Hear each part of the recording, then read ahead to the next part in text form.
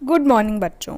आज का सुविचार है, आज की मेहनत और लगन आने वाली कल की सफलता की बुनियाद को मजबूत बनाती है। Today's hard work and dedication strengthen the foundation of tomorrow.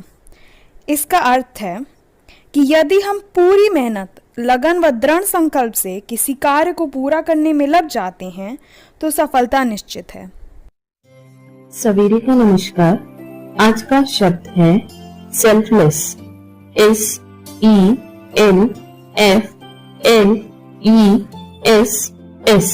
Selfless. इसका हिंदी अर्थ होता है निस्वार्थ या स्वार्थ रहित। आइए इसे कुछ वाक्यों से समझते हैं। In my opinion, no one can be as selfless as God. मेरे विचार से ईश्वर के समान निस्वार्थ कोई नहीं हो सकता है। दूसरा वाक्य, Mother's love is the highest form of selfless human love. माँ का प्यार निस्वार्थ मानव प्रेम का सर्वोच्च रूप है। धन्यवाद। सवेरे का नमस्कार। वक्त है पहेली का और आज की पहेली है, ऐसा क्या है जो हमेशा आता तो है लेकिन पहुंचता कभी नहीं है। फिर से सुनिएगा, ऐसा क्या है जो हमेशा आता तो है लेकिन पहुंचता कभी नहीं है। इसका उत्तर है आने वाला कल। हर आज के बाद एक कल आता है और जब हम उस कल पर पहुंचते हैं तो उसके बाद एक और कल आने के लिए तैयार रहता है। लेकिन जब कल आ जाता है तो हम उसे कल नहीं आज कहते हैं और आज के अगले दिन को हमेशा ही कल कहा जाता है। तो इस पहेली का उत्तर है आने वाला कल। धन्यवाद। नमस्कार। आइए चलते हैं 29 जून के इतिहास की तरफ।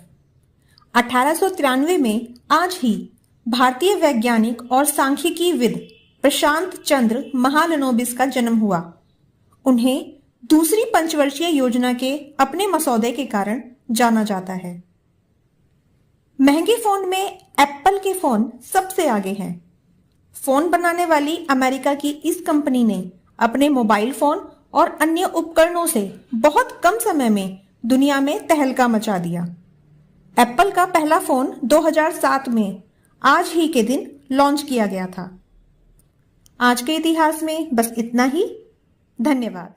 शुभ प्रभात। आज का विशेष एक महान सांख्यिकीविद प्रशांत चंद्र महालैनोबिस के विषय में है।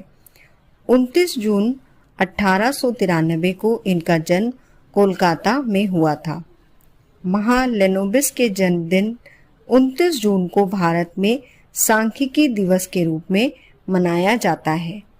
महालैनोबिस ने सैंपल सर्वे की संकल्पना दी, जिसके आधार पर आज की नीतियां और योजनाएं बनाई जाती हैं।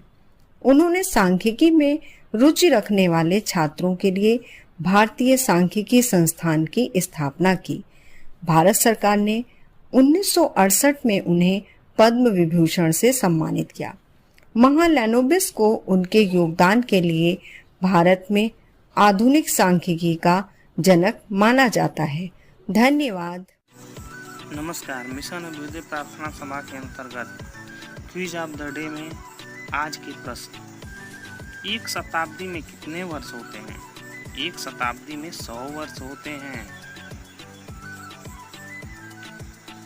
एक दशक में कितने वर्ष होते हैं? एक दशक में 10 वर्ष होते हैं। सहस्त्राब्दी में कितने वर्ष होते हैं? सहस्त्राब्दी में 1000 वर्ष होते हैं। 1 मिलियन किसे कहते हैं? 1 मिलियन 10 लाख के बराबर होता है। धन्यवाद। Good morning students. आज के बाल गीत का शीर्षक है बिल्ली को जुकाम।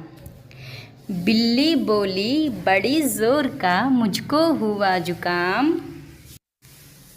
चूहे चाचा चूरन दे दो, जल्दी हो आराम। चूहा बोला बतलाता हूँ, एक दवा बेजोड़। अब आगे से चूहे खाना बिल्कुल ही दो छोड़। ओके बच्चों, थैंक यू। सुप्रभात। आज की हमारी बाल कहानी का शीर्षक है शेर का आसन। शेर जंगल का राजा होता है। वह अपने जंगल में सबको डरा कर रखता है। शेर भयंकर और बलशाली होता है। एक दिन शहर का राजा जंगल में घूमने गया। शेर ने देखा राजा हाथी पर आसन लगाकर बैठा है। शेर के मन में भी हाथी पर आसन लगाकर बैठने का उपाय सूझा। शेर ने जंगल के सभी जानवरों को बताया और आदेश दिया कि हाथी पर एक आसन लगाया जाए। बस क्या था, झट से आसन लग गया। शेर उछलकर हाथी पर लगे आसन पर जा बैठा। हाथी जैसे ही आगे की ओर चलता है, आसन हिल जाता है और शेर नीचे धड़ाम से गिर जाता है। शेर की टांग टूट गई। शेर खड़ा होकर कहने लगा, पैदल चलना ही ठीक रहता है। हाथी के आसन पर बैठने के चक्कर में अब तो मैं जमीन पर चलने लायक भी नहीं रहा। इस कहानी से हमें यह सीख मिलती है कि जिसका काम उसी को साजे। शेर ने आदमी की नकल करनी चाहिए और परिणाम गलत साबित हुआ। इसलिए बच्चों, हमें कभी भी किसी की नकल नहीं करनी चाहिए। जो काम हमारे हैं हमें वही करने चाहिए। नकल करके किसी ऐसे काम को करने से कोई फायदा नहीं जिससे हमें बाद में चोट लगे। धन्यवाद। नमस्कार। आज मोटिवेट और सेल्फ का विषय है संकल्प, समर्पण और सफलता। यदि हम अपने आने वाले कल को बेहतर बनाना चाहते हैं तो जरूरी है कि हम उन संकल्पों को वरीयता दें जो हमारी सफलता का सारथी बन सके। इसके लिए सबसे पहले हमें ये तय करना होगा कि कौन सा कार्य हमारी सामर्थ्य में है और कौन सा नहीं। हमारे कमजोर और मजबूत पहलू क्या हैं। जिस काम में मन लगे और संतुष्टि मिले वही करें, क्योंकि अपनी मेहनत और परिश्रम से हम जो अर्जित करते हैं और उसे संतुष्ट हैं तो वही हमारी सफलता है। संतुष्ट ही सफलता का नाम है। एक सफलता दूसरी सफलता का मार्ग खोलती है, क्योंकि इसके बाद ही व्यक्ति अपने लिए दूसरे लक्ष्य निर्धारित करता है।